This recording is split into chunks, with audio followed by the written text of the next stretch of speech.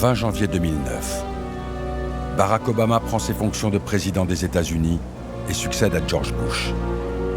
À l'ombre des caméras, les deux hommes s'entretiennent, seul à seul, pour discuter des sujets sensibles. Le président Bush confie à son successeur la poursuite de 2 programmes secrets. L'un est conventionnel, il concerne des frappes de drones au Pakistan. L'autre semble en revanche sortir tout droit d'un roman de science-fiction. Il est pourtant sur le point de bouleverser la guerre moderne. Son nom de code, Jeux Olympiques.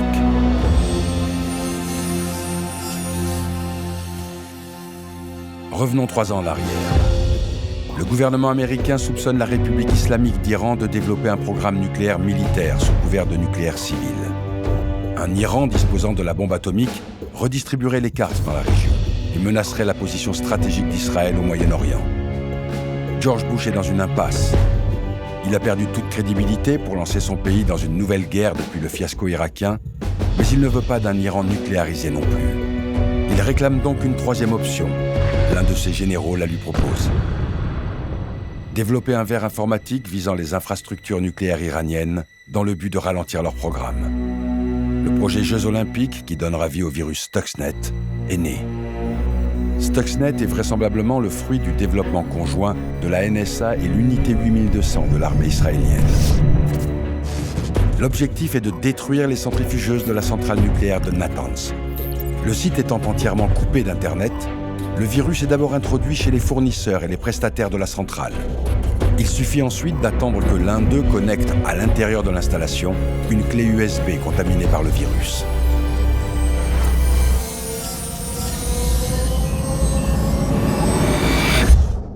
Une fois dans le système informatique, Stuxnet se propage et s'installe durablement en exploitant des failles secrètes, dites Zero Day, dans le système d'exploitation. Entièrement autonome, il met discrètement en place son propre serveur afin de se mettre constamment à jour.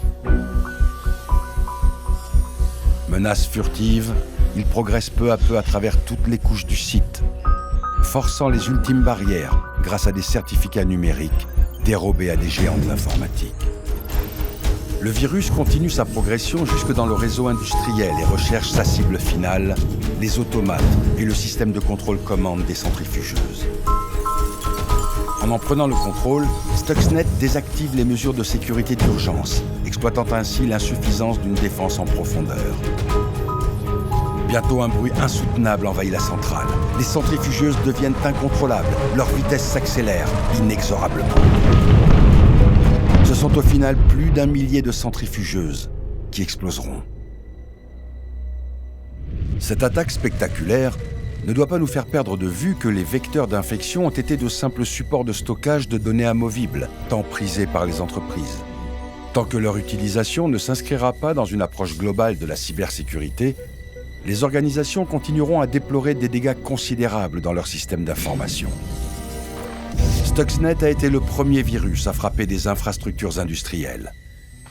Il a ainsi ouvert la voie à une nouvelle génération de cyberattaques capables d'impacter le monde physique. Il y a 10 ans, Stuxnet ouvrait la boîte de Pandore.